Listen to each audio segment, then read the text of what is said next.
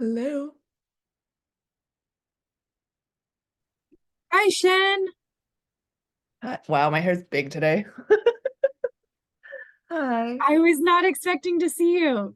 I just want to make sure that y'all could get on okay.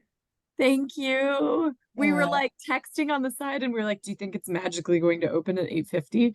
We're like, where are the site login credentials? It is supposed to, so I probably should have waited till 8:51 to see if you guys could have like logged in without me. Mm, Um, and I can also make it be earlier for the future so that if you guys wanted to like log on, I think it's like you can do 5 minutes before, 10 minutes before, or like 15 minutes before, even if you're not like the main host. Um, but Well, I was looking for that email that you sent regarding changing like so that we're all able to use Zoom, and I like cannot find it. Well, it's because I didn't end up 100% following through with it. Got it. That's why. So it me. I'm the problem. No. Do you know like since we don't have like the back end part, do you know how to Well, I'm make gonna make you co I'll make both of you hosts and then you can, or actually technically I just made you the host and I'm no longer host and now I can't give Kaylee co-host. okay.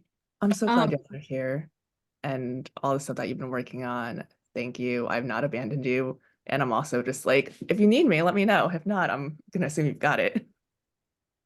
yes. Yeah. Okay, wait, how do I I change host now? I'm so sorry. So you click on where your picture is, click on the three buttons, the three dots, Oh, got it. Okay, thanks. and then you click on whoever you want to make co-host. Sorry, you click on Kaylee's Yeah. Okay. dots. There we go. Cool. and then okay, now we have access to polls. Did you see Rochelle's email this morning, Jen, Uh-huh. about creating a poll? Yes. Okay, cool. Okay. Um, oh, I'm gonna welcome everyone. Thanks for waiting a few minutes as we figured out the back end of tech here. We'll let everybody connect to audio.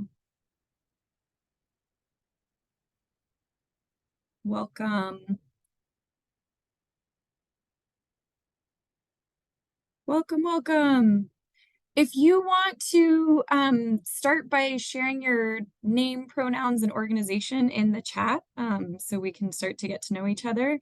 And we've got a packed agenda today with lots of announcements and some special guests from DAISA Enterprises who are going to do a little workshop on the Fed principles, fidelity, equity, and dignity. Um, but to start out with, from 9 to 9:30, we're gonna do some welcoming, some updates, some announcements. We're gonna actually break out into smaller groups so y'all can chat, 2 to 3 people in a group just to get to know each other a little bit more. And we've got polls abound today and some other information about funding opportunities. So we're very excited. Welcome to the new year, almost February, and we hope that it will be a delightful meeting today with lots of learning opportunities. So thanks all for putting your names and pronouns and organizations in the chat. I'm gonna actually launch the small groups, Jen, and can we put in those questions that we had about why did you show up today? What made you want to come today? Um, how are you connected to this Veggie RX work or food as medicine work? And what are you hoping to collaborate on? What ways do you like to collaborate? So let me get the breakout rooms going here.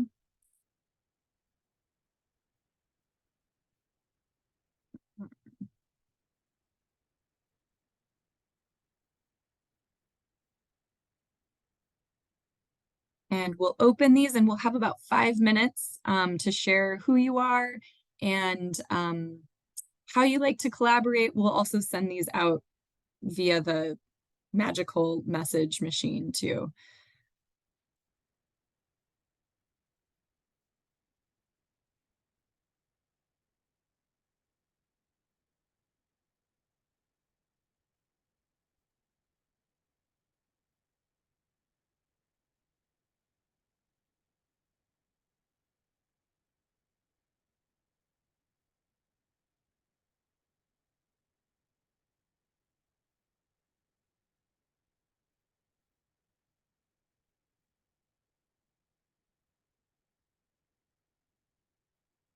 And that broadcast message is where I stick the things, right? Yeah, I just sent it.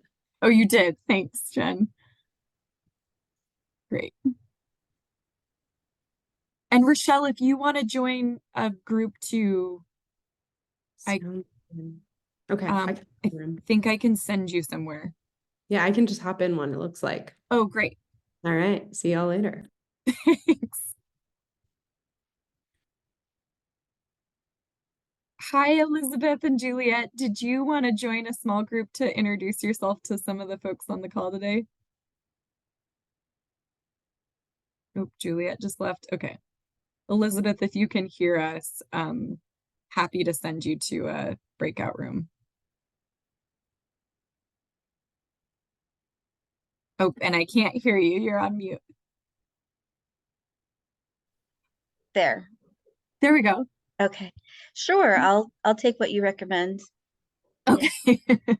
Let me assign you. Here we go. I'll send you to room 6. Sounds good. Thanks. Thank you.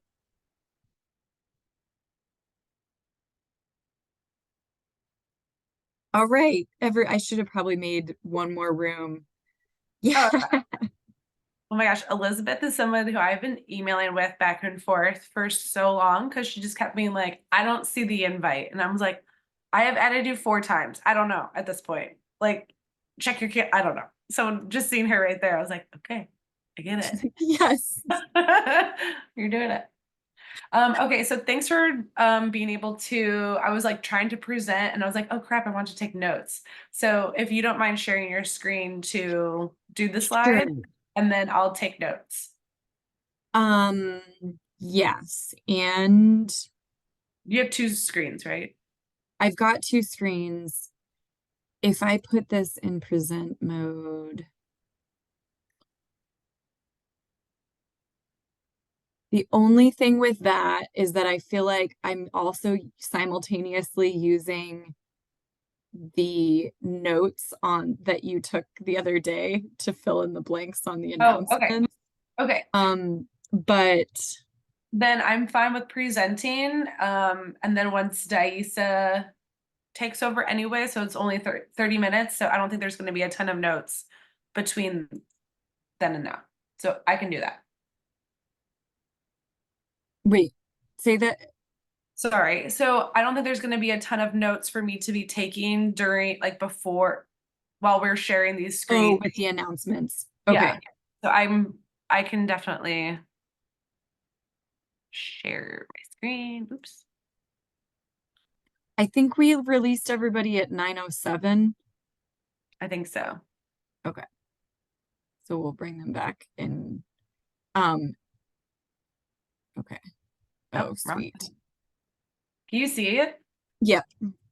Okay, great. Thanks, Jen. But I should stop sharing right now.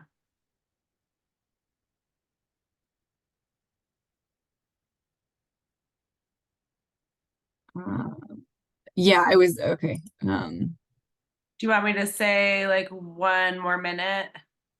Yeah.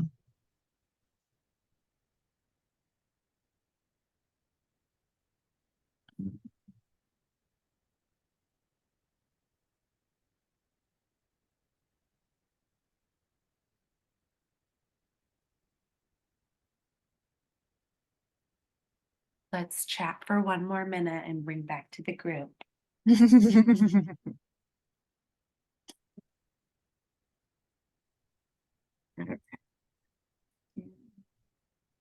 Ooh, I feel like my Zoom admin is like rusty. I feel like mine is too. I feel like I was like so on it for a while. Now I'm like, what do I do? Right? Also, how are you today? I saw a coyote in the dog park this morning, which was crazy and a little scary. Those things are sneaky. Yeah. I was I like, oh, is this a bad omen? No, I don't think it's a bad omen, but I think it's always so scary when, especially like when you're with your own dog, you're just like, did the dog see it? There was a bunch of dogs there, and like we were all kind of, in the same area. But there was one woman that was like freaked out because she had like a little snack dog. And the coyote like ran right past her snack dog, and she was like, Mango, come here. And anyways, it definitely could have picked that dog off like easily. That But it is was so weird because it was like broad daylight, like, and it just like bolted through the dog park, and then it came back around and like went by all of us again. I don't just know. wanted to play. Maybe. I was thinking more like it had rabies and it was like, Oh. you know, I don't know. I was like, let's get out of here. Okay. We'll All right, I'm gonna close. close all the rooms. Yes. Oh, okay.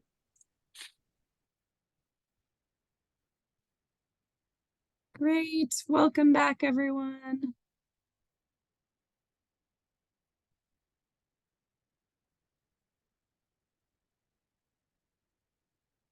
Oh, where did everyone go? It gives like 50 seconds, right, to get everybody back on. It does, but it also, there's like leave room or leave meeting. So some people there, if you just have to be careful which one you click. So there might be people having to join back. Great. We'll welcome them back because we went from like 26 people to 11. Here we go. Welcome back. There we go. Now everybody's coming back. Okay, thanks, y'all. Hopefully that was helpful into getting to know a few more people on the call. It's always a little bit of a challenge to figure out what's the best way to introduce people, but we really wanted to make sure that you were able to connect with 3 or 4 people to introduce yourself more in depth, more than just in chat. So following along, Jen, do you mind sharing screen again? Great. And so as we're saying, well, oh, yep, well, that's great. Nope. Welcome everybody today. We've got some announcements. We wanted to introduce you to Mary, who we'll introduce in a sec, and then have time for the breakout groups, and then we'll introduce DAISA in a little bit and leave enough time at the end if there are additional announcements, questions, wrap up, and head on your way. So we can go to the next slide. Great. So we wanted to let you all know, some of you already knew this, but we just submitted a proposal for the Medicaid Food Security Partners Program. And we're hoping to hear back from them soon within the next month in February. And that grant was for $70,000, and it's specifically to figure out how we can implement policy specifically for the 1115 waiver to create a learning cohort of programs, VeggieRx programs, or folks that are wanting to start VeggieRx programs and are interested in accessing the health-related social needs through 1115 waiver in order to help support and provide that service to transition populations within that 1115 waiver. So we talked to a number of you in gauging interest for that program. We'll let you we'll let you know if we hear back as soon as possible, and we'll have more details that come out of that. I know we've talked a lot in this group too about GusNIP and the 2024 application, which is due at the end of February. We have for now decided that we don't have the capacity to submit an application on behalf of OCFSN. Would be curious to know if there are other folks in this room or other organizations that you know in Oregon that are planning on submitting an application, and happy to take questions and comments around that. What we are hoping is that perhaps if this learning cohort for the Medicaid Food Security Partners Program takes off and there's a lot of interest around there, there may be an opportunity to apply for the 2025 GusNIP application. Jen Coate, who's on with us today, thanks Jen. Her contract is ending at the end of February. We had some capacity building funds or community capacity funds that were coming out of the GusNIP funds, and we're able to bring Jen on to help with some of the administrative capacity for this working group, and those funds are running out. So thank you, Jen, for holding us all together the last year, really, almost a year, and helping with the in-person convening and just like the back end with this working group. We are also interested in inviting new folks from this call to, if you're interested in being part of the planning team for the VeggieRx working group, we want to hear from you. The more the merrier, in the sense that Jen and Michelle and Jazz and I have been meeting on a fairly frequently or regular basis to put together the in-person convening and to put together this meeting today. We are hoping that folks would commit to monthly meetings for planning sessions, and don't feel like you have to know all of the answers or be able to have special skills. We're excited if you're excited about helping with leadership, and we'll all learn together along the way. Great. And then Juliet,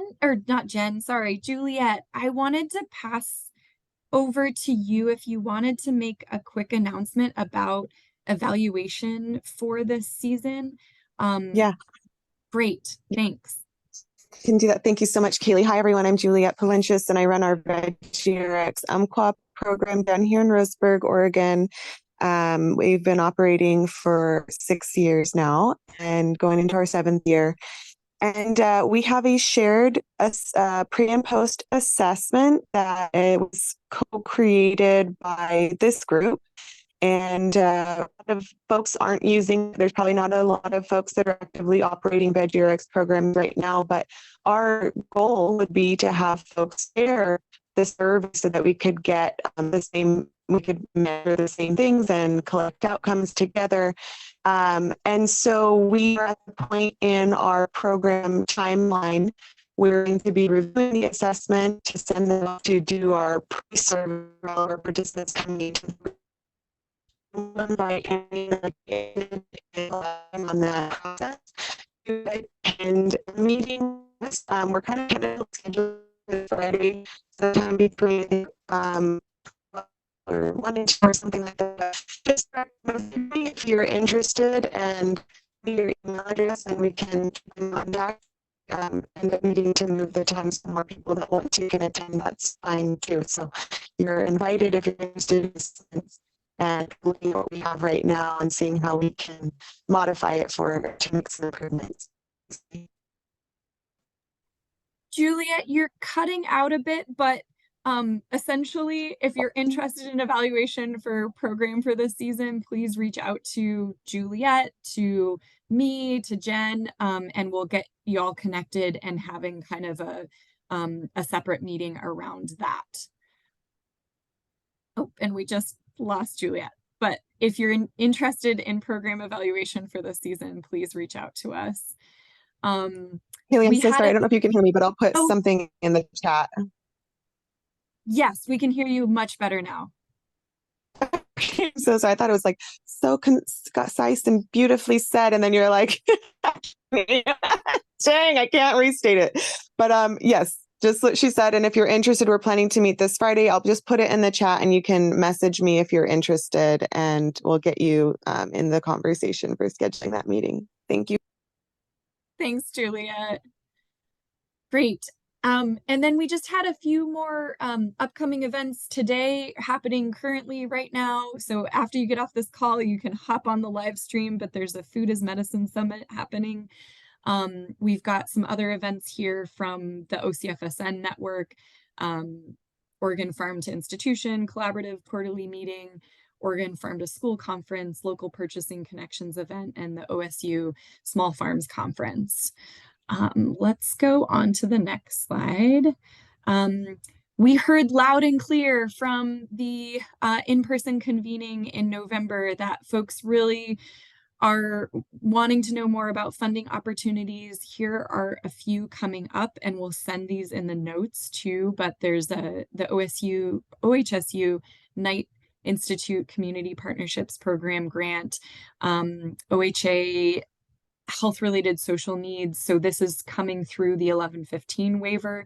There's community capacity building funding. If you're interested in that, and we may have an opportunity also as OCFSN to look into this funding a little bit more on like a learning collaborative or cohort level as well. And there is a funding document that's in the member drive, and we'll send those out with the notes as well. So there's a list of other funding opportunities there, but we just wanted to get that on people's radar. And then we wanted to introduce you to Mary, who is going to be joining us for the next 6 months-ish as a policy intern. Mary, do you want to introduce yourself, and then we'll launch that quick poll? Yeah, sure. Thank you. Hi, everybody. My name is Mary. I use she, her pronouns, and I'm actually studying public health at OHSU, and I focus on environmental systems and human health. And within that, for my own personal interest, I have been focusing on food systems, building equitable and sustainable food systems. And so this work is really at the heart of my passion, and I'm really excited to be part of this team and working on figuring out some policy that is potentially helpful for Veggie RX programs here.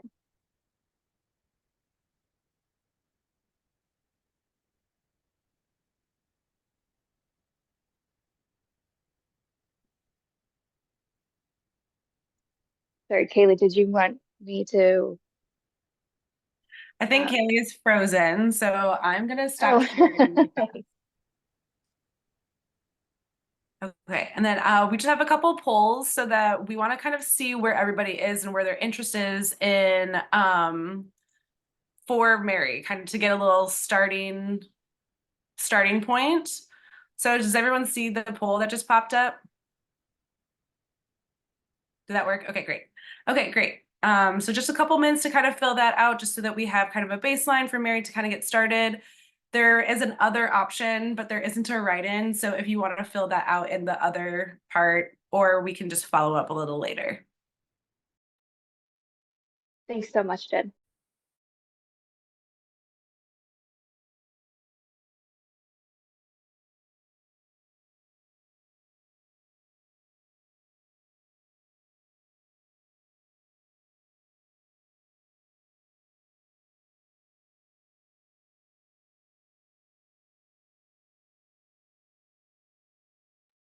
All right, let's give that about another 30 seconds, and then I'm just going to close that, and then we'll just keep that for our records for the moment, and then we'll move on to DAISA.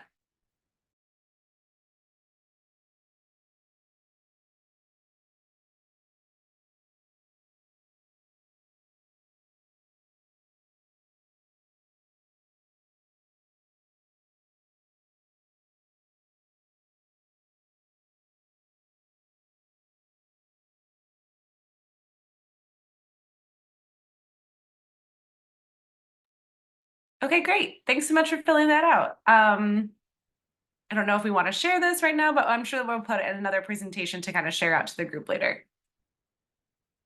All right, and that's all we have for housekeeping kind of stuff right now. So I'm going to turn it over to Rochelle if you have your own presentation. All right, I'm going to do a quick intro of DAISA, but then I'm going to hand it over to some colleagues of mine who are more of our specialists here in the Fed principle and the workbook that we'll be sharing with you all today. But to do a brief intro of DAISA, we are a group of food systems consultants working at kind of the intersection of food, health, and culture. And we really come to the work from a place of equity and making sure that all of our food systems are serving people from growing to eating and all the spectrums in between. So our work ranges from working with government agencies on equity frameworks to working with coalitions like you all on thinking through strategic planning from an equity perspective, and a lot of things in between. We do a lot of coalition and cohort support, bringing TA and a lot of different levels. So really happy to be sharing this resource and this work that we've been doing in collaboration with Wholesome Wave over the course of the last few years here. And I'm going to pass it over to my colleague, Maham. And Maham will also make you a host so you can share your screen. Just give me 1 second. Hi, everyone. Nice to meet you all. Nice to see so many Zoom boxes in here. I'm Maham Rizvi, pronouns she, they, and I'm Rochelle and Marielena's colleague at DAISA Enterprises. We're going to share a framework with you all that we've been developing over the past almost 3 years that can be applied to produce prescription programming. And our hope is that even though this framework has focused on specific programmatic elements of running produce prescriptions, our hope is that in this room, as you all get to look into it and we steward and facilitate that with you, you imagine what happens in your programs on the ground, but it can potentially inform the things you all want collectively as a network, as a statewide coalition. I'm also going to ask some forgiveness for you all. I'm battling some nausea today and I'm feeling under the weather. So there just might be moments where you see a brain glitch or like I pause, and it's just from not feeling well for a moment. But we didn't want to lose this opportunity to meet all of you all. And at this critical juncture, as you all look forward to your strategic planning for the remainder of the year, it felt important. So I'm gonna share my screen now. Just give me a moment here.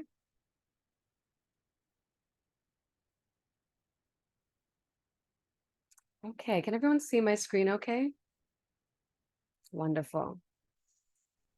So the Fed principle, my DAISA colleagues and I, as well as a very amazing team of partners, started the ideation of a framework back in spring 2021, and it ended up becoming called the Fed principle. Fidelity, equity, and dignity is what Fed stands for. The element of it being called Fed is unfortunate, but we didn't want to give up on these 3 core characteristics: fidelity, equity, and dignity. And I'm just going to give you all an overview of how those 3 characteristics as a concretized framework can live in produce prescription programming. So this is me. I gave a little bit of my background. Part of why I'm speaking to you all today is because myself and my colleague Marielena co-authored a resource called the Fed Community Workbook, which you all will hear more about later today. And we're core members of the sort of development team of this framework, and it encompasses researchers at Yale School of Public Health and Emory Rollins School of Public Health in Atlanta, Georgia. It includes some produce prescription programs based in Hartford, Connecticut, as well as El Paso, New Mexico, the Midwest, and the Bronx. And over the course of this 2.5, almost 3 years of development, we have collaborated with many other practitioners or people who work in fields adjacent in food as medicine to help inform some of the tools we developed. If you all are interested, you're welcome to follow this website, fed.wholesomewave.org, or pull out your phone cameras and use this QR code to bring you to a website where you can download some of the resources we developed. It's not absolutely critical for this workshop we're running today, because I'll be explaining to you directly through our slides, but for a future date, you're welcome to come here. So what is FED and how did it all start? FED originated from our dear colleague, Ben Perkins. He, at the time that we met him in spring 2021, was the CEO of Wholesome Wave, a nonprofit organization that has been a pretty critical player in produce prescription programs in the last decade, based in Hartford, Connecticut. And Ben, in his role, was coming from the public health sector, and he's also a pastor and very grounded in spirituality and theology, and he bridges those objectives in the hopes that caring for people or humanity first can inform our systems. So with his public health background and his role as CEO in a organization that runs produce prescription programming and in some ways has pioneered some elements of produce prescription evaluation and collaboration,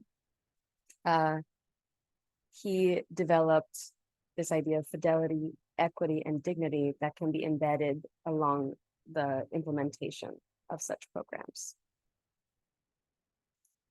The core of how he defined those things are fidelity, the belief that none of our design work, of our creation of anything, any service, can exist without the deep involvement of communities, for us, by us model, and maintaining strong relationships with any people we are directly serving has to be core to a FED-aligned program. And equity, working tirelessly to ensure that efforts increase access to nutritional foods, but also maintain sovereignty, and are seeking a more just experience in accessing food that otherwise people would not. And then dignity, understanding that each of us has inherent worth. So whatever circumstances of our time on earth may exist, we're all going to experience dignity in interacting with organized systems. That's one core goal of FED. Fidelity, equity, and dignity, defined by Ben. And when we started to do this, it was actually because we were going to launch a produce prescription program in Hartford specifically. We were applying for a GusNIP grant at the time, and in the application process, we're combing through Hartford clinics that kind of sat with our principles, that were embedded enough in community to be informed on how to even administer a produce prescription program, and what people were seeking to have access to, either through the health conditions they were experiencing, the living conditions they were experiencing, child needs, etc., and that they spoke the language of the folks in their neighborhood. And through this, we started to realize, oh my gosh, there are a sort of subset of conventional ways healthcare is run. And there's a set of principles that we're seeking to be more aligned with. We're seeking other people in healthcare sectors who are more aligned with us. And that distilled down to this table, what we call the FED, non-FED comparison. Here, we've kind of outlined at a high level some typical things that we observed in conventional non-Fed aligned produce prescription programs. And then we started to think through, well, what would be the opposite? What would be an example of at a high level where fidelity, equity, and dignity would be embedded into such a program? For example, we often see at the clinic setting that administrators or clinicians advising on diet-related health risk tend to see their patients as having a deficit of knowledge, being uninformed, and not being able to make good decisions for themselves. That's not our belief, and that's not our experience either.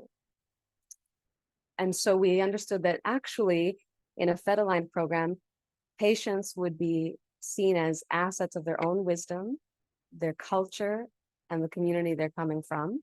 And that would go to inform a clinician's information about evaluating this particular patient's health. This is a table you're welcome to dig into another time, and that lives in the Fed Community Workbook, one of the resources I mentioned you can download, but I'll just leave it at that example for now.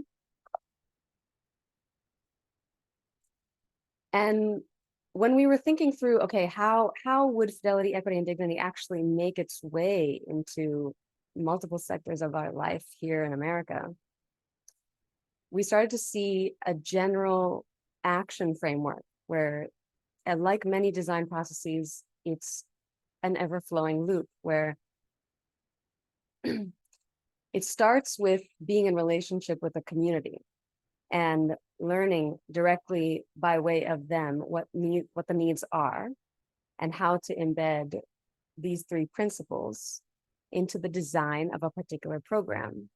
We call that code designing. And then implementing what has been designed, allowing for some evaluation of it, and potentially going back to community learnings, having a regular feedback loop with the people that we directly serve to always redesign and improve this experience of fidelity, equity, and dignity in program implementation. And hopefully that makes its way into prescription programs nationwide, but also transportation, healthcare, housing, many other sectors of our daily lives. And I'm going to pass it over to my colleague, Maria Elena, who's going to explain a little bit about the research that informed our development of this framework, and then how the tool we're going to practice using today works. Maria Elena? Well, thanks, Maham, and I'm really glad to be with you all today. I'm glad I got a chance to have a closer intro with a couple of you, but again, my name is Maria Elena Rodriguez. I'm the Director of Research and Community Partnerships at DAISA. And yes, as Maham shared, I'm going to share a little bit about I'm going to back us up for a minute and talk a little bit about the trajectory and some of the kind of the calls for what really pushed us to help and develop this model and this community workbook tool. And I'm also going to explain a little bit of some of the functionality of the tool. So yeah, why was Fed developed? My first main takeaway that I want to share with you all is really that the creation of this Fed workbook that we're talking about today, and really the Fed principle as a whole, as Maham just explained it, builds upon a groundswell of learning that has centered diverse perspectives in the produce prescription food as medicine field, and shows us really how exciting and how needed this model is in particular. We can go to the next slide. So this is some of the research trajectory, and I'm going to share some links in the chat with you all as well, in case any of you are interested in checking those out. For the second one, I do apologize for the long link. I need to make a bit.ly one for that. But back in 2021, as part of our collaboration with Wholesome Wave, we actually did a national survey of 800 produce prescription and nutrition incentive programs. In that survey, 63% of respondents reported that they needed, they were looking for improved resources aimed at incorporating racial equity into program implementation. And that also mirrors many of the conversations we've had with other networks, like you all, and some of the, conversations with Kaylee years ago. And that finding felt really significant and encouraged us to kind of dig into this topic a bit further. Also in 2021, in our collaboration with Wholesome Wave, DAISA published a field scan report. That's the first link I just put into the chat, documenting the growth of the produce prescription field over the last decade. We found that this report was the first of its kind to really document where programs were located across the country, understanding the intricacies of how they function, and gathering in-depth program operator experiences and challenges. So then in 2022 and 2023, we built upon that field scan by embarking on a participatory study exploring the experience of Black, Indigenous, and other people of color, BIPOC, produce prescription program operators. That final report is the second link that I put into the chat. And in doing this research, we wanted to learn more about not only the challenges and barriers that BIPOC-led programs in the field face, but also what their unique innovations and successes are. And so the findings of that research, which we can delve into a little bit further at another point if there's interest in that, but I want to keep this part short. It really pointed strongly to the need for additional frameworks to shift power and to place BIPOC leaders and their knowledge and their community embeddedness at the center of food as medicine work. The innovations that these leaders have nurtured in their own communities really demonstrated the power of grassroots solutions developed by those who are facing the steepest challenges in many of the different communities that we work in community health and food security. These findings and specific anecdotes that surfaced in our interviews with BIPOC program operators across the country informed the development of this workbook as a whole and the specific criteria, which I'm going to get into in just a minute. So again, what I want you all to take away from this little portion and kind of this research trajectory is that the Fed principle as a concept and the workbook as a specific tool have simultaneously been built alongside these research efforts that you see on the screen and the different reports put into the chat. And we've seen in real time how many BIPOC-led, BIPOC community-embedded organizations have inherently been operating in what we consider a Fed-aligned way. So the creation of this principle and the related tools is really an effort to give some language and some structure to this and to lift up BIPOC wisdom and experience. And we can go to the next slide. So what is the Fed Community Workbook and how is it structured? I'm going to delve into the structure and explain some of the key concepts. Can go to the next slide. So we know, and many of you are program operators, you know that produce prescription programs often necessitate a very diverse set of partners or collaborators working together to bridge food and healthcare systems. So this slide shows the flow of a typical produce prescription program. This is an image that we created as part of that original field scan research. It starts in the upper right hand side with the patient or the program participant going through an eligibility screening, receiving referral to the program, most often by a healthcare partner. The participant is then provided with a prescription. They redeem that prescription, usually in a retail setting or farmer's market or grocery store. Some programs offer nutrition or culinary education as an additional support to increase program participation, as many of you do. And finally, we know that many programs collect data on outreach, participation, and program outcomes. So I want to mention that we know that produce prescription programming is really diverse and is, necessarily often adjusted to the unique realities of particular communities. So we created this image in kind of a simplistic way. Some programs may not have all of these steps listed, or they may utilize, other innovative program delivery methods.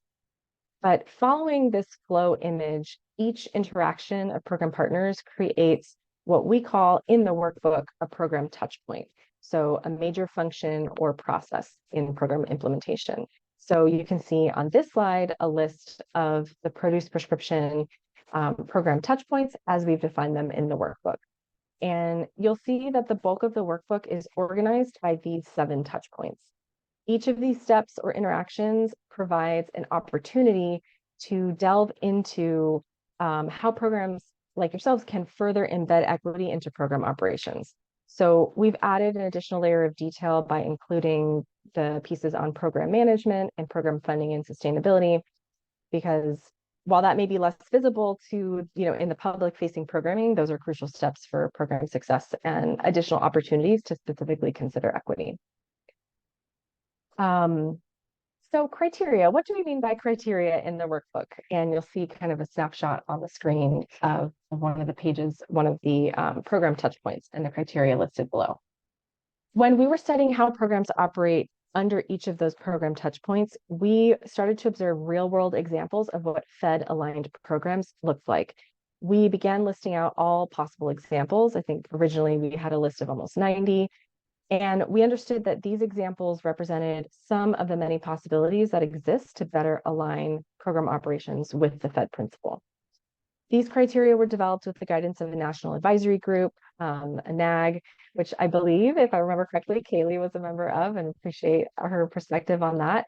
The NAG was comprised of produce prescription practitioners, health equity leaders, racial justice thought partners, healthcare funders, policy advocates, and evaluation experts. So through discussion with the NAG, these almost 90 criteria were distilled, categorized, and consolidated based on that wide range of experience in the food as medicine field. So in the workbook, under each of those 7 program touchpoints, you will see the criteria listed. Then these criteria are grouped by which of the 3 core values of the Fed principle that they most closely align with. So it is a little small on the screen, but you can see fidelity, equity, dignity. There's criteria that are listed underneath each of those as headings. It's sometimes hard to parse apart what we mean by these examples, and they're not always so cut and dry, but we've made our best effort to kind of slot them in according to where they align. And then to aid in navigating and contextualizing those criteria even further, we have tagged them using a set of themes. As you can see, we have some of the themes listed: participant-centric, community trust, and that gives you a way to navigate through the workbook and identify specific criteria that might align with goals that you all are seeking to align with. And so these criteria, as they're outlined in the workbook, were created to be aspirational. We just want to mention that there's no expectation that all of these apply or will even be possible for every program or community or network. Instead, we hope that they create the opportunity for program operators and their partners to have the necessary conversations to explore the possibilities that exist for better aligning with the Fed criteria. We've also been, we've stated very publicly that this first version of the Fed workbook it should be a living document. We are encouraging programs and folks to create criteria that fit their own community that might not be listed here, and to engage with us in the future in editing and expanding the criteria in future workbook iterations. And I'll pass it back to you, Maham. Thank you so much, Marilena. Just to share with folks, I just wanted to share this one slide. It comes from a program we work with closely in Hartford, Connecticut, Food for Moms. This was a scan of the program operator we work with there, Andrea Urrutia Tristan. This is her physical workbook, sketched up and annotated with the prompts aligned, and just wanted you all to see what that can look like with a physical copy. But we're going to do a short exercise in a digitized way, in a Zoom room equivalent. So bear with me here. I also want to share with you all just a reminder. I actually, so sorry that we've gotten a chance in a meeting or two to familiarize with some of the working group members of OCFSM, and have had a chance to get a sense of what is on y'all's strategic plan ahead for this year. And so part of what the exercise I'm about to share with you all is drawing from is some of what has been vocalized back to us about what is important to you all, or what you're thinking through that might align for the whole network and your statewide coalition. But of course, many of you run your programs, and each of them, as Marilena said, has its own context. So there might not always be alignment between each of your programs, but our hope is that through practicing doing this exercise together, it can surface some dialogue around what you all envision the network to carry forth in your strategic goals.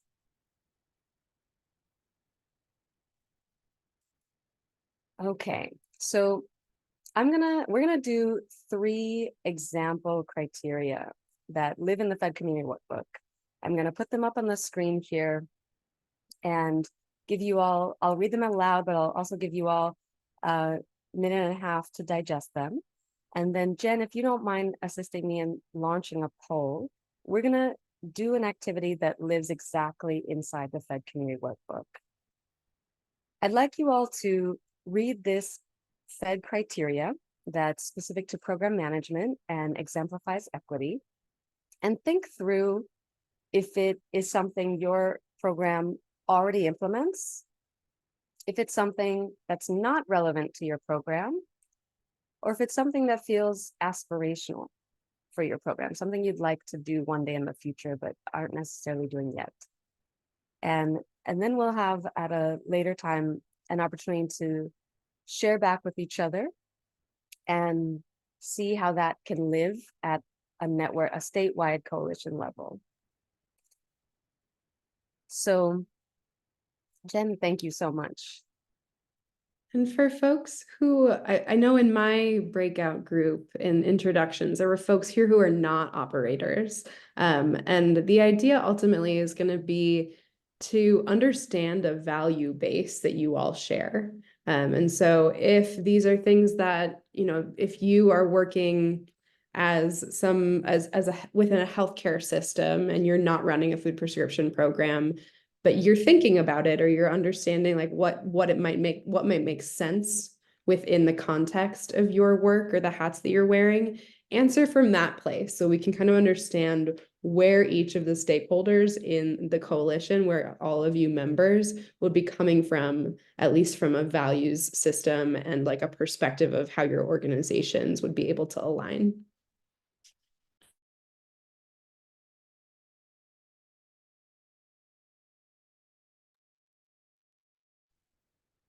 Thank you for that, Rochelle. So just, yeah, I'll just take a chance to, I think some folks are still answering, but yeah, I'll read this out loud. This one particular criteria speaks to engagement, and it says, programs invest in long-term leadership and capacity in the program community. Program participants are proactively trained and supported in developing leadership skills and growing leadership roles for the program, organization, and community. Meaning, perhaps some of the participants you serve or your patient participants are invited into the programmatic development process by either participating in an advisory group or having an active role in program design, and are provided with trainings in order to do so, and stipends perhaps. Okay, I'm going to close the poll and then share the results. Thank you. Wonderful. Okay, so it looks like the majority of you shared that this isn't something you implement yet, but you're really drawn to. So it seems like it is a shared value for many of you. And 3 of you answered that this is something you already implement in your Veggie RX program. So wonderful to see. And 1 person shared that this would not necessarily be relevant. It might not make sense for your program. I'm just going to pause here and invite anybody who answered to come off mute and share back with us maybe what you answered and why. And for those who did not answer, if anyone wants to share, like, was this question confusing or this criteria is not easy to understand, you're welcome to share that too.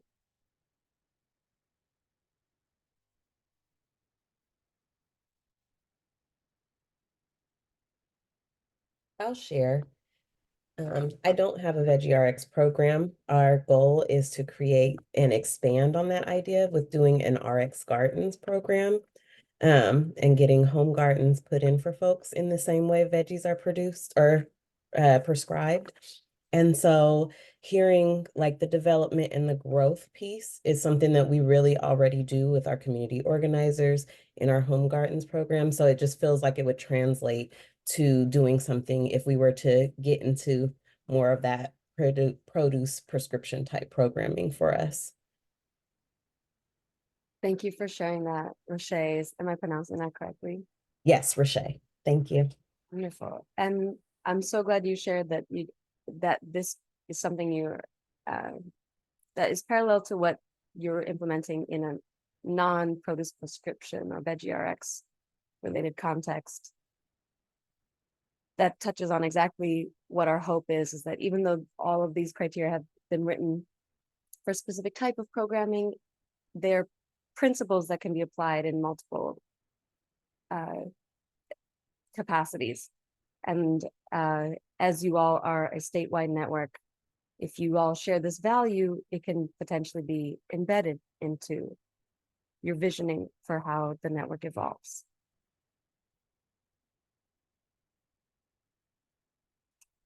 Anyone else feel compelled to share? I think on a network level of this, I'm excited about this value and to see so many people either already implementing or seeing this as an opportunity. And I think being on a network level, being one step removed from direct program service, but knowing that produce prescription or veggie prescription programs want to try implementing that because I think we've struggled, how do we include the voices and the leadership of community members that are participating in these programs on a statewide level? But if programs are doing that, then the leaders that are leading those programs are participating in the network on the network level. So it helps the network stay more informed and meet those values of equity if the programs are really putting this into practice, if that makes sense. So it's exciting to me to see how people are thinking about this and that this seems like a great opportunity. Yeah, you're absolutely right, Kaylee. Actually, if anyone did answer C, this is, did answer A, this is something you already incorporate into your Veggie RX program. Would you be willing to come off mute and share, self-identify your program and give us a little bit more insight on how participants are involved in the programmatic design and implementation process or advising process?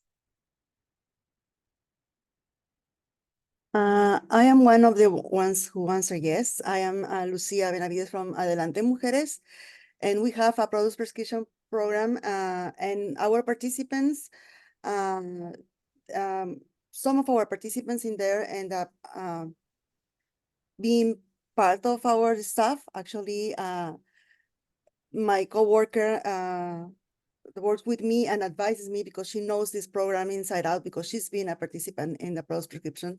She was a patient and now she works in the produce prescription program. And our program, the CHW program that we have, that we are part of, all of our promotoras, I would say 80% come from this produce prescription program. They started there, now they are certified and they are working in the community. And we see that some of them are leaders in their, their churches, in their neighborhoods, and we offer them a chance to volunteer in our programs, and they end up participating in getting their GED, learning English as a second language, and then they are part of our staff. That's how they end up being having a leadership role, and they advise us in how to implement, how to change, how to accommodate, how to make modifications, because they know this program inside out. Thank you, Lucia. Perfect example. And by way of them being your colleagues, your direct peers for designing Adelante Mujeres' program, your participation at the network level, at the statewide level, of course, brings their voice. But Kaylee, what you were touching on is if there were ever room for direct patient participation at the network level, maybe that's something you all discuss and involve as OCFSN. Anyone else feel compelled to share their own program before we move on to the next one?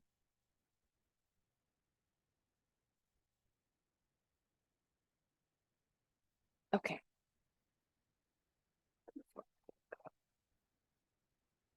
Okay, next criteria, same thing. Jen, if you don't mind launching the poll, and I'm just gonna read this one out loud for you all, but same idea. Let us know if this is something you already implement, something you don't feel is relevant for your program's context, or something that you aspire to. And if you don't run a produce prescription program, as Rochelle said, try and think of, would this be a value set of yours that you'd want to create a framework for at the state level for this network? So this is in the prescription redemption section. We qualified as equity, an example of equity, tagging it ownership and an example of community trust. We hope that folks integrate with diverse and community-based retailers. While it's not always possible in every community, ideally the dollars flowing through a produce prescription program are spent at locally and BIPOC-owned businesses and venues that build on community food access assets, community wealth, and economic opportunity, which contributes to long-term systemic change. So the idea being, like, sometimes we live in environments where the most convenient and most available retailer to us is an Albertsons or a Safeway or Walmart. But if there are places where we live where there are independent grocers, farmers, anybody who might provide food and produce and are running an independent business and are BIPOC themselves, we want the dollars of our produce specific programming from 1115 waivers or GusNIP or philanthropic organizations to go to them.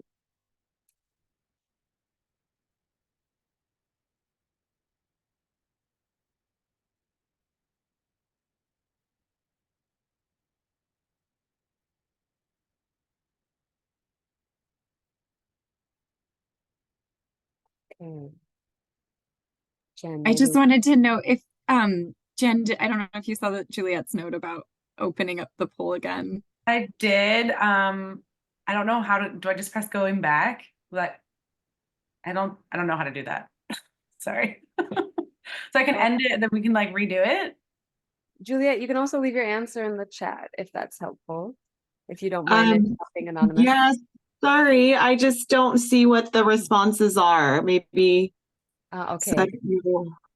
I'm going to go ahead and end the poll and share the results with you all. Okay.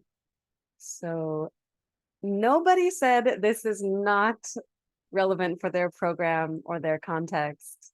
That's really wonderful to hear. And honestly surprising to me. Y'all are scattered over the state. And this is just so, yeah, it's really impressive. And I'd love to hear from folks more on what their community contexts are, that this is the case. For anyone who feels like coming off mute, please feel free. We'd love to hear from you, whether you have implemented this or you aspire to implement this.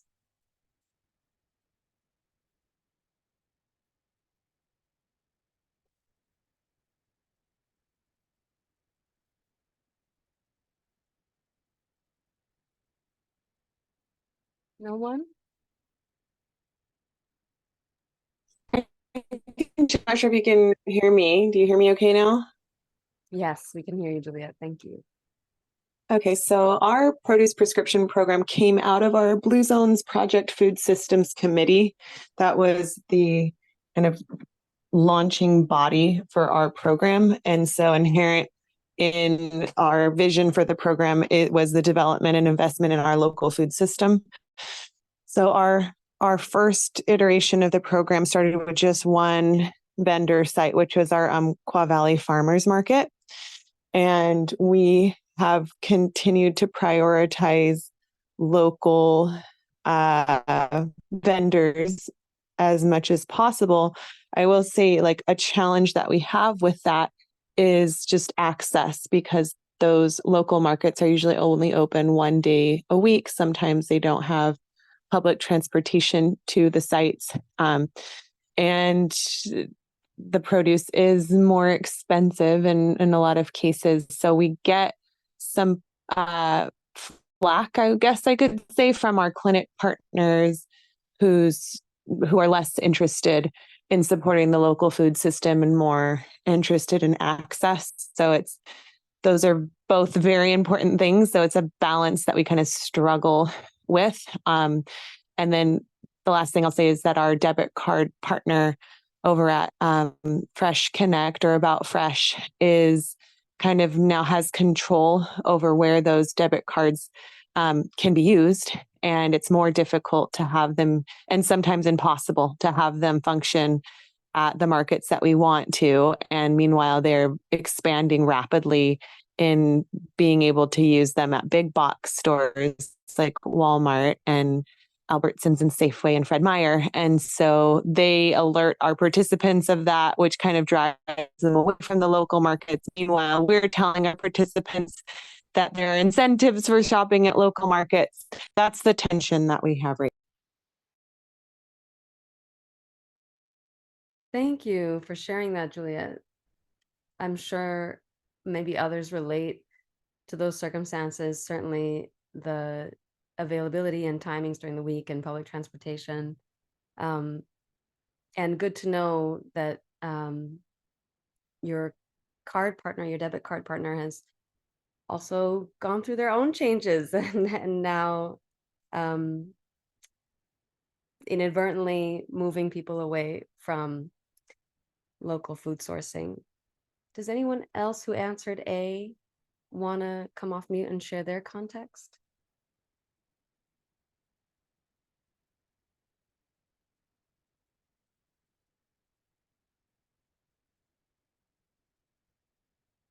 Or perhaps someone who answered C, if you want to share with us right now what lives with your program and what you see as a future potentially prioritizing local or independent retailer sourcing.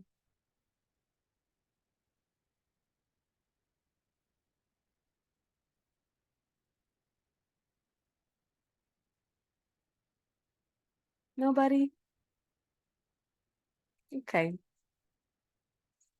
Don't want to force it, and all of us are allowed to just sit back and listen.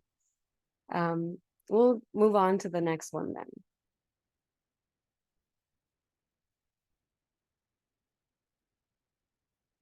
Okay, this is the last Fed criteria we'll do together.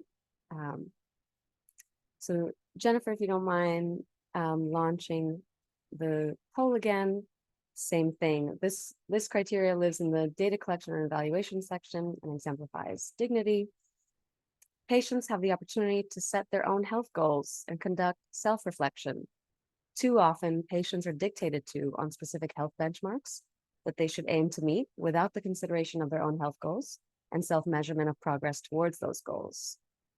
In a Fed program, ideally, patients would have a way to communicate what they want those health goals to be. So yeah, the answers are coming in. Let us know if this is something that you already do, if it's something that's not feasible or relevant for your program or your work, or if it's something you aspire to implementing one day.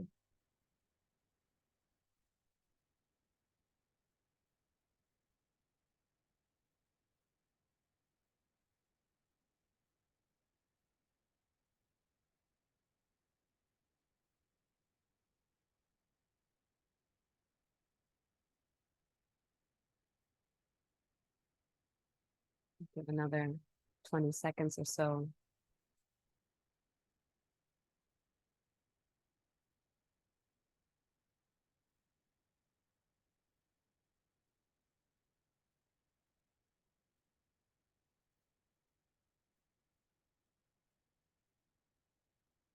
Okay, gonna close out the poll here and share back results with you all. So again, immensely pleasantly surprised. No one said this is not feasible or relevant to your program or your work. And all of you who answered replied, either you already implement this, or the majority of you replied, it's something you're drawn to. So there's clearly a lot of values alignment in this network. Would anybody be willing to share how they already implement this in their program?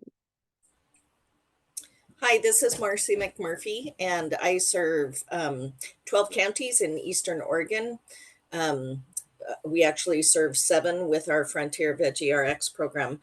One of the things that we learned early on is that we can't set goals for our patients. Like, we were thinking, well, we'll track their weight, or we'll track their A1C, or we'll track, these other things, but not everyone has those same issues. So we ask them to share with us what, if they have any medical diagnosis, or if they would like assistance in any of those areas. But we don't say this is how then you have to do it, or this is what you have to accomplish while you're on the program. Our prescribers do have materials that they will provide to households. So if the household states that they don't know really how to cook vegetables or whatever, then we provide them with the information that they need in order to be able to learn to do that, or they don't know how to shop, or any of those things. We also are fortunate in a couple of our communities to have dietitians who are happy to work with our participants. If they, request a one-on-one with a dietitian, we have that opportunity. We don't track whether people are taking us up on that. But the prescribers have said that they have referred people. Thank you, Marcy. That's great to know. Anyone else want to share how they incorporate in their program?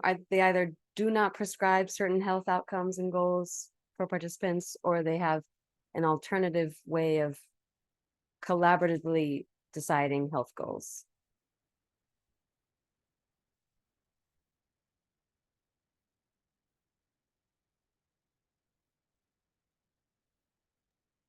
I'm curious, can I add a question to this too?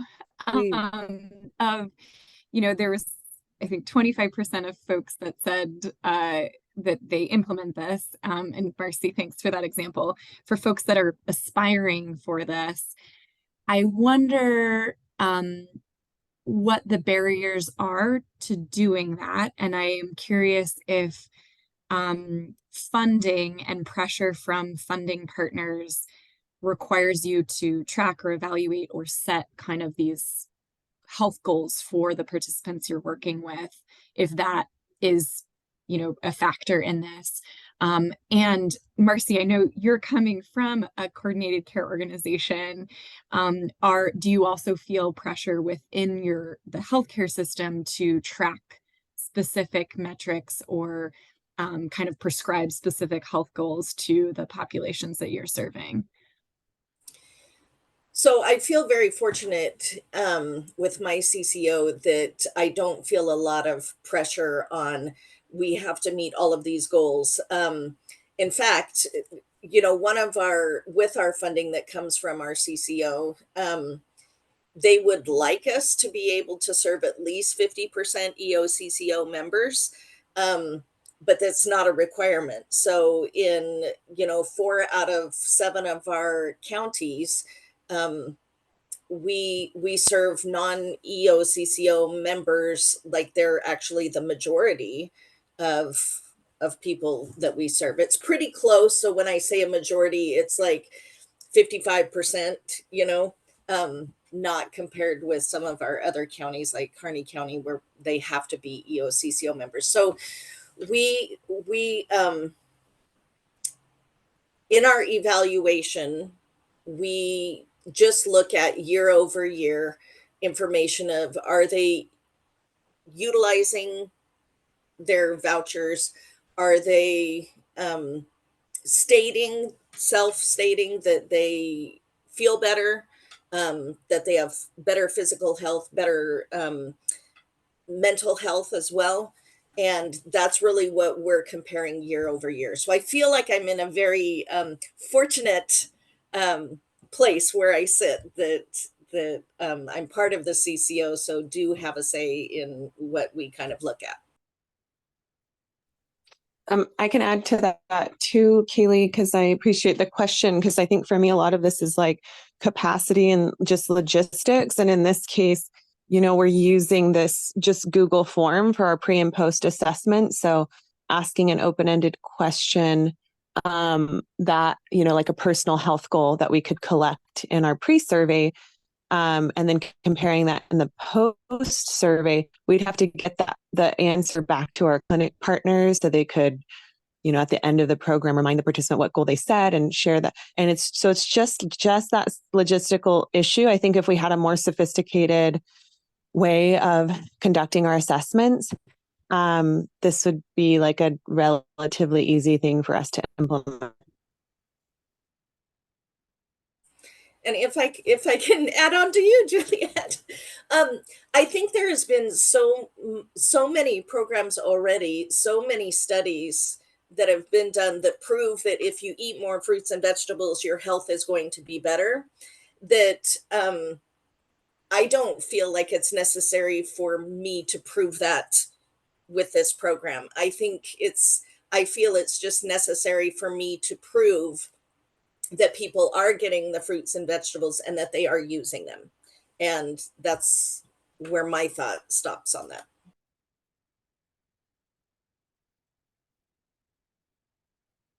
Thank you both, Marcy and Juliet, for sharing, and Kaylee for prompting that. If there's anybody else, this was the last criteria, and at this point, I was just going to open it up to wider discussion now that you all have gotten a chance to see the Fed Community Workbook. We also are co-developing with several other partners additional tools that will come out over the course of the next year and two, including a manual on how to co-design with your community participants and all your partners, a more specified implementation manual on equity, and an evaluation tool on measuring respect at the site of program administration, at recruitment, eligibility screening, evaluation fulfillment, how respected people feel. And that's sort of our pipeline for things. But now just want to give a chance. We've all gotten a taste, and some of you have digested this. If there's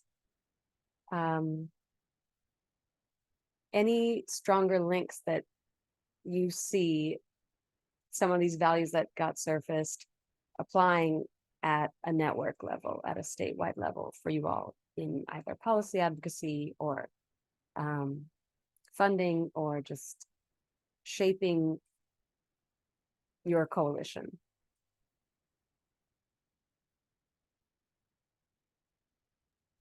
I just wanted to say that this seems like an amazing resource.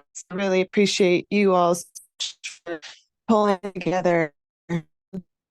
I would love to integrate these concepts into our program, but I'm just wondering, like, what resources you have available to support programs in doing that. Like, if you have workshops or if you do trainings, or you have any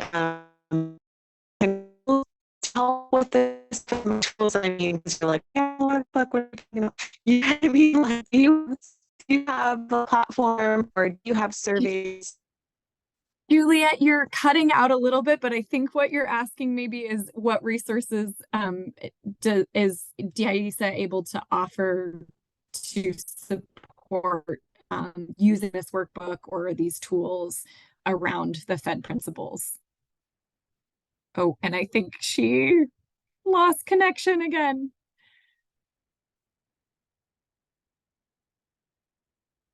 But if maybe Maham or Rochelle or Maria Elena, this is being recorded, so we can send her the recording for that answer.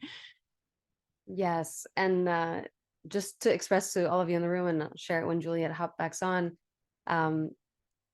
we're just kind of sharing back this Fed Community Workbook with a public audience just in these recent months. So beyond that tool, everything else that we're developing is still deeply in development, but we're definitely available for direct one-on-one workshop. If there was, at the programmatic level, if any of you felt like, oh yes, me and my colleagues, we want to dig into this community workbook. We want more than just looking at it by ourselves. We want some of the authors of the workbook to come and give us a virtual workshop or an in-person workshop if that feels feasible. Those are all things that we are available for and specifically planned for, because this is some of the hardest things about resources that get developed for all of us is figuring out contextually appropriate use of them. And so we can definitely spend the time with any of you in a virtual or in-person workshop on the Fed Community Workbook and your program specifically.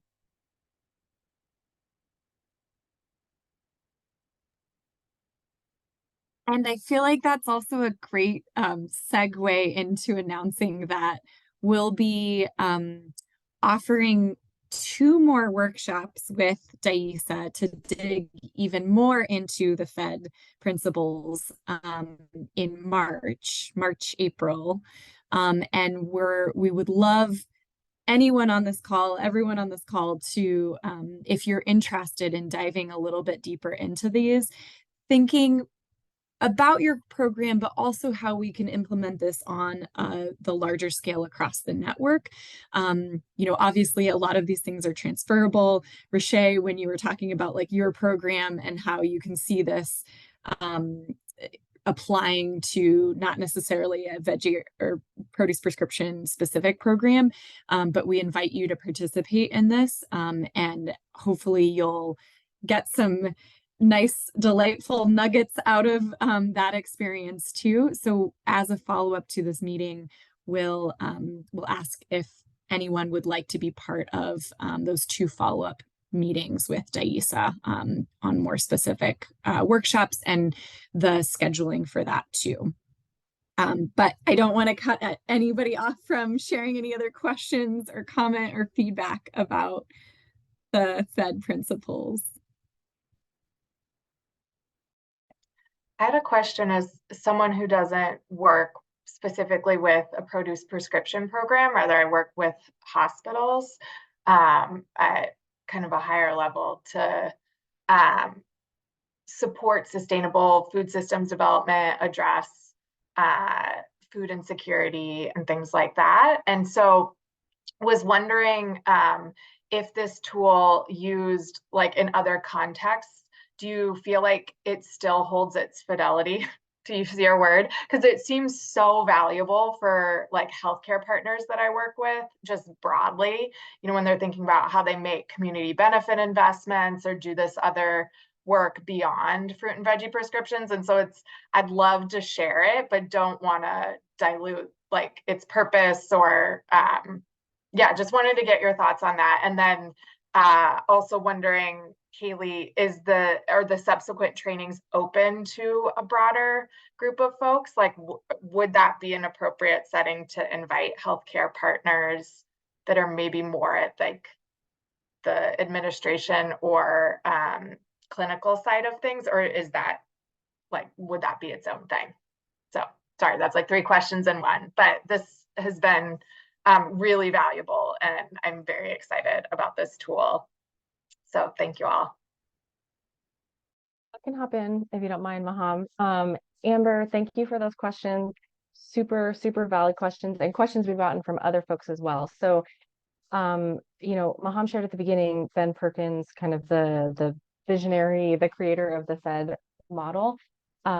Really, I mean, he's created it and applied it to produce prescription programs or like the food as medicine field as a whole. However, he's shared with us multiple times that his original vision of utilizing those principles could be applicable. I think he was thinking like broadly within food systems work in general, food security, food access, food sovereignty work.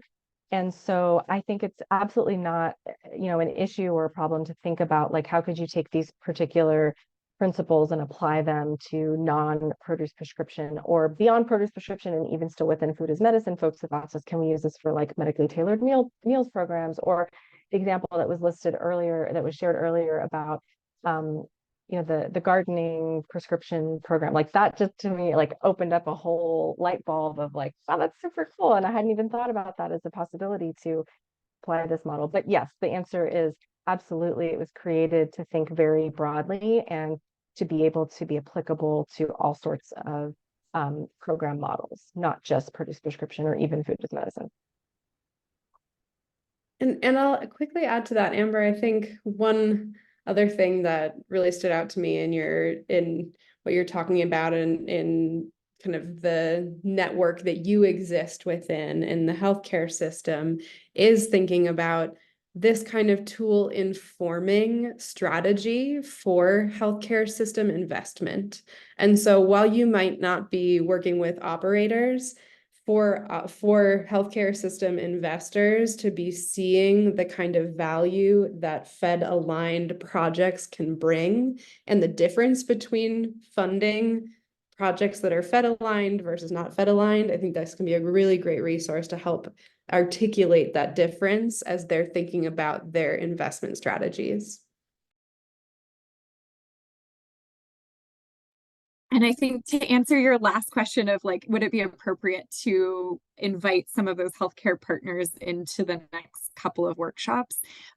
What we were imagining is that folks would have kind of a foundation of Fed like participating today, or DAISA had also hosted another workshop webinar on the Fed principles that is recorded, and we'll send a link to that as well. But that maybe that's a good starting point for those healthcare partners, and that the next two sessions that we're hoping to again dive a little bit deeper into thinking about how these principles might be applied to Oregon VeggieRx coalition members and kind of the work that we're doing on a statewide level. Now, if you feel like, gosh, there's partners that could dive right into that and they're, implement their CCOs or folks that are going to be implementing programming for the 1115 waiver, for example, feel free to like send maybe those folks my way or something, and we can, figure that out. Thank you so much, Maham, Rochelle, Maria Elena, the DAISA team. We really, really appreciate you being here today, and we're really excited to continue working with you all. It is 10:30, and we want to wrap this session up, but we did, if you are interested in this, if you're really jazzed about what you were listening to today, please let us know. We'll send out like a doodle poll for the next two sessions, and we're hoping that folks can join us for those. We are also still looking for planning team members. So if you're interested in taking a little bit of a leadership role on the planning team, you could be included in some of these planning meetings with DAISA as well. Glean all of this amazing information and experience and knowledge from the DAISA team. We want to hear from you. So any last announcements, excitements, feel free to unmute yourself or stick it in the chat. We'll stop the recording for now and send you all on your way, but we'll keep the room open for a few more minutes here. Thank you.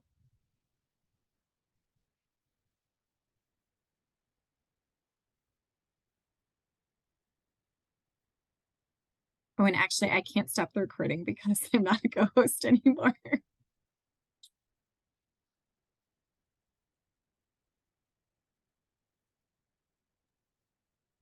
Jen, I'm going to leave it to you to stop it.